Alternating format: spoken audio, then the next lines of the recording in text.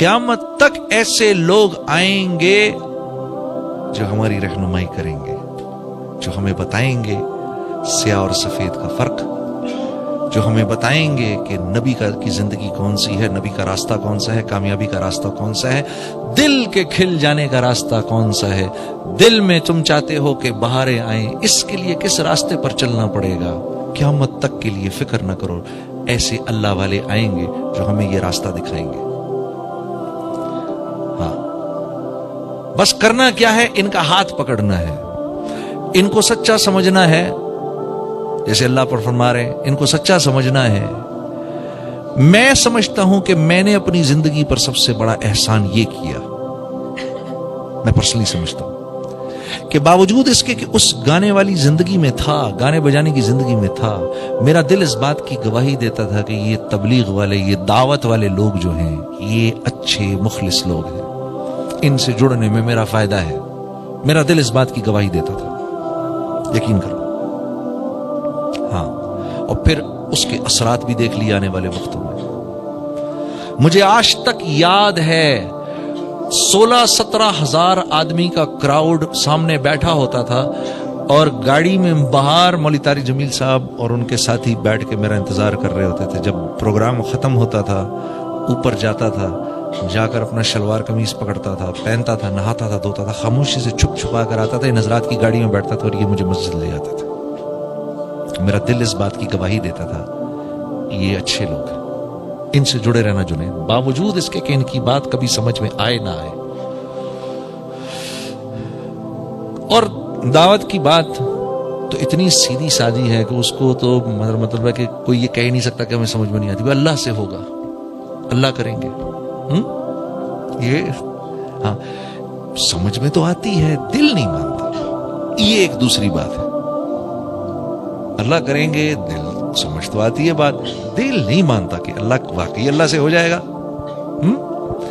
رائمنڈ پہنچا، پہلا سبق سیکھا، پہلا سبق سنا، اور سنتے ہی میں نے کہا نہیں نہیں نہیں نہیں، یہ میں کس جگہ آ گیا، مجھے نکالو یہاں سے، مجھے ادھر سے نکالو۔ پہلا سبق رائمنڈ پہنچتی جو سنا۔ ہاں، محنت سے مال نہیں ملتا، مال سے چیزیں نہیں ملتی، چیزوں میں راحت نہیں، راحت اللہ کے حکموں میں ہے۔ پہلا سبق جو رائمنڈ میں سنا، اور سنتے ہی دماغ نے فوراً انکار کر دیا، یہ کیا باتیں کرتے ہیں یہ لوگ، آسمانی باتیں، آسمانی باتیں۔ یا میں نے ایک مولانا سے عرض کی ادھر، میں نے کہا مولانا یہ کیا آپ آسمانی باتیں کرتے ہیں؟ کہتے ہیں الحمدللہ ہم واقعی آسمانی باتیں کرتے ہیں، ہماری ساری باتیں یا تو آسمان سے اوپر کی ہیں یا زمین سے نیچے کی ہیں، بیچ کا ہمیں کچھ نہیں پتا۔ اور واقعی رائمنڈ کے مقیموں کو واقعی بیچ کا کچھ نہیں پتا۔ عجیب، دماغ نے فوراً انکار کر دیا، نہیں نہیں یہ کیا بات ہے یار، محنت سے مال نہیں ملتا تو پھر مال کہاں سے آتا ہے؟ مال نہیں ہوگا تو چیزیں کہاں سے آئیں گی؟ اور چیزیں نہیں ہوں گی تو سکھ کیسے ملے گا؟ ہاں، اوہ یہ تو اتنا بولنا پڑے گا، اتنا بولنا پڑے گا، وظیفے کی طرح، جیسے اللہ اللہ اللہ اللہ بولتے ویسے بولنا پڑے گا۔ اب میرا ایک دوست، میں نے اپنے ایک دوست کو دیکھا ذکر کر رہا، وہ ذرا سی اونچی آواز میں ذکر کر رہا، تو اب اگر کوئی کر رہا ہے سبحان اللہ الحمدللہ، تو سمجھ تو آ رہی ہے نا کیا ذکر کر رہا ہے، یا اللہم صلی اللہ علیہ وسلم، سمجھ میں آ رہی ہے کیا ذکر کر رہا ہے، استغفر اللہ العظیم، سمجھ میں آ رہا ہے کیا؟ اب وہ ذکر کر رہا، اب اس کا ذکر یہ چل رہا، دنیا دھوکے کا گھر ہے مچھر کا پر ہے، دنیا دھوکے کا گھر ہے مچھر کا پر ہے، دنیا دھوکے کا گھر ہے مچھر کا پر ہے، دنیا میں کیا بول رہا ہے بھائی؟ تو کہہ رہا میں بول رہا ہوں دنیا دھوکے کا گھر ہے مچھر کا پر ہے، دنیا دھوکے کا گھر ہے مچھر کا پر ہے۔ ارے یہ کون سا ذکر ہے؟ کہتے ہیں بھائی یہی تو سب سے ضروری ذکر ہے یار، یہی تو سمجھ نہیں آتی، میں یہ 300 دفعہ پڑھتا ہوں روز، دنیا دھوکے کا گھر ہے مچھر کا پر ہے، دنیا دھوکے کا گھر ہے مچھر کا پر ہے، اور دل اندر سے کہتا ہے نہیں، میں پھر کہتا ہوں دنیا دھوکے کا گھر ہے مچھر کا پر ہے، دل کہتا ہے نہیں، میں پھر کہتا ہوں دنیا دھوکے کا گھر ہے مچھر کا پر ہے، دل کہتا ہے نہیں۔ مان بھی جاتا ہے ہاں ٹھیک ہے، لیکن ہاں لیکن کا مطلب کیا ہے؟ پچھلی ساری باتیں جو تھیں وہ تو فضول تھیں، اب جو بات کرنے والوں میں یہ ضروری بات ہے. حالانکہ اگرچہ چونکہ چنانچہ اس کا مطلب جتنی پہلی باتیں تھی نا وہ تو بھائی بھول جائیں آپ. یا اللہ سے کرتے ہیں, جی ہاں ماشاءاللہ اللہ سے ہی ہوتا ہے. لیکن جنید صاحب بات یہ ہے, اصل بات یہ ہے, اچھا وہ پہلی بات کیا تھی؟ ہاں تم ایسے کر دو, اس کو ایسے کر دو. ہاں ہاں ٹھیک ہے, ضرورت پڑ جاتی ہے کبھی کبھار, آدمی کے منہ سے جھوٹ بھی نکل جاتا ہے, آدمی کبھی کبھار ہو جاتا ہے, بے ایمانی ہو جاتی ہے, ٹھیک ہے ہو جاتی ہے. لیکن جنید بھائی میں نے یہ عرض کرنا ہے, بات یہ ہے کہ یہ سارے کے سارے معاملات اللہ کے ہاتھ میں ہیں. ایسے ہو جائے گفتگو, ہاں, لیکن جو ہے وہ اللہ سے پہلے لگے, اللہ کے بعد نہ لگے. ہاں تو یہ بول جتنے بولیں گے بولیں گے بولیں گے بولیں گے بولیں گے, اللہ کی قسم یہ بول سچے ہیں, کیونکہ اللہ کی تو ساری باتیں سچی ہیں. ہمارے یقین کمزور ہیں, ہمارے یقین کمزور ہیں. جب یقین قوی ہو جاتا ہے نا, جب یقین قوی ہونے لگتا ہے تو اللہ کی قسم دل آپ کی اس بات کی گواہی دے گا, اب دعا مانگو ابھی قبول ہوگی.